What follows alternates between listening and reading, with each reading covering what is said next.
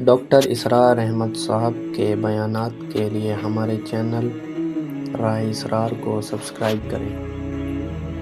قرآن مجید کی طرف آپ کا رجوع ہوا ہے، توجہ ہوئی ہے، اس کو اللہ کا بہت بڑا فضل اپنے اوپر سمجھیے، اور جب اللہ کا فضل ہو تو پھر اس کا شکر بھی ادا کرنا چاہیے اللہ کے جناب میں۔ میں آپ سے ایک عجیب بات کہہ رہا ہوں، شاید آپ کو بہت وہ نئی سی لگے گی۔ قرآن کو ایسے پڑھیے جیسے بدو پڑھتے تھے۔ بدو نہ فلسفی تھے، نہ منطقی تھے، نہ سائنسدان تھے، نہ ابھی حدیثیں ان کے پاس تھی، نہ ابھی فقہ مرتب ہوئی تھی۔ وہ کیا تھا؟ عربی زبان یہ ان کی اپنی تھی۔ تو شرط اول جو ہے قرآن مجید کو سمجھنے کے لیے، وہ عربی زبان کا صرف و نحو صحیح جاننا یہ لازم ہے۔ پھر قرآن کے متن ہی کو اصل سمجھیے۔ البتہ یہ ہے کہ اس کو آپ سمجھیں کہ یہ پہلا مرحلہ ہے قرآن پر غور کا، قرآن پر فکر کا، قرآن پر سوچ کا۔ اس کے بعد اگلے مراحل بھی آئیں گے۔ اسی قرآن سے پھر قوانین جو ہے وہ اخذ ہونے ہیں۔ اچھا، اس میں بعض سے واقعات ایسے ہیں کہ جو تو ایک تاریخی حیثیت رکھتے ہیں۔ اب ان میں اس واقعے کے ضمن میں تفصیل میں کہیں کوئی اختلاف ہو گیا تو کوئی حرج واقع نہیں ہوتا۔ ابھی میں مثال دیا کرتا ہوں کہ میں چند جملے ابھی آپ کے سامنے یہاں ادا کروں، اور پھر 10 منٹ کے بعد پوچھا جائے آپ سے تو ہر شخص جو ہے اس کو کہے گا، وہ جواب جو میرا دے گا وہ مختلف ہوگا، اس میں اس کی اپنی بات بھی شامل ہو جائے گی۔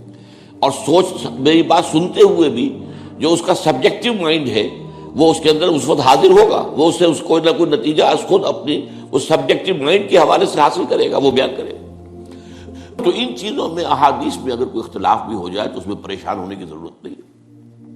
ابھی ہمارے ہاں یہ جمعے کے اجتماعات میں حدیث جبرائیل جو ام السنہ کہلاتی ہے، جیسے سورہ فاتحہ ام القرآن ہے، ایسے حدیث جبرائیل ام السنہ ہے، سنت کی جڑ اور ماں۔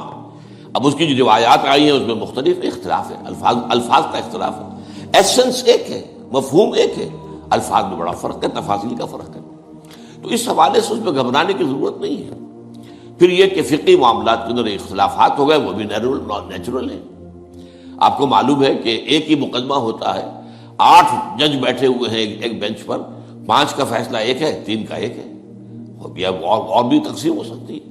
قانون وہی ہے، اور یہ میں بات کر رہا ہوں سپریم کورٹ کی یا ہائی کورٹ کی، وہاں پہ تو ظاہر بات ہے وہ نئے بیانات نہیں لیے جاتے، وہ جو بھی فائل ہے وہ تو بہت پہلے سے تیار ہو چکی ہے، اس کے اوپر بحث ہوتی ہے، صرف اسی سے اخذ کیا جاتا ہے۔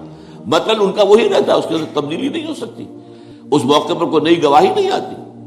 تو اس اعتبار سے ان چیزوں پہ گھبرانے کی ضرورت نہیں ہے۔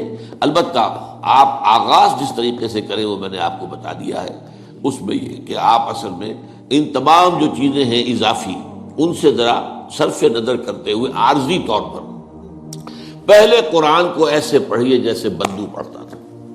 اور وہی بات تھی کہ بدو پھر جس طریقے سے موٹیویٹ ہوا ہے، بدو سے مراد میں صحابہ کو عام طور پر لفظ دے رہا ہوں، ان کی اس کے لیے وہ نہ سمجھیے کوئی توہین کی بات ہے، مطلب یہ کہ میں اس بارے میں کہہ رہا ہوں کہ وہ لوگ فلسفی نہیں تھے، کوئی پڑھے لکھے لوگ نہیں تھے، بلکہ امت کا نام ہی ہے یہ جو ہے امیین، ان پڑھ لوگ، ان پڑھ، ان لیٹرڈ ون، حضور کی شان بھی یہی ہے، امی ہے۔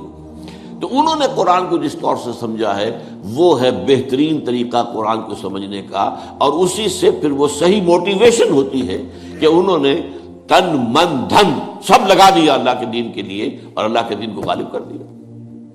بحثوں میں پڑھ کر، اور وہ جو باریکیوں میں پڑھ کر، اور بال کی کھال اتار کر، اور منطقی طور پر تجزیہ کر کے، اور فلاں احادیث کے تقابل کے، اس میں پڑھ کر علم کا تو اضافہ ہوگا، لیکن وہ انسپریشن اور موٹیویشن جو ہے وہ اس کے اندر نہیں رہے گی۔ ڈاکٹر اسرار احمد صاحب کے بیانات کے لیے ہمارے چینل راہ اسرار کو سبسکرائب کریں، اور بیل آئیکن کو ضرور دبائیں تاکہ مزید آنے والی ویڈیوز آپ تک پہنچ سکیں۔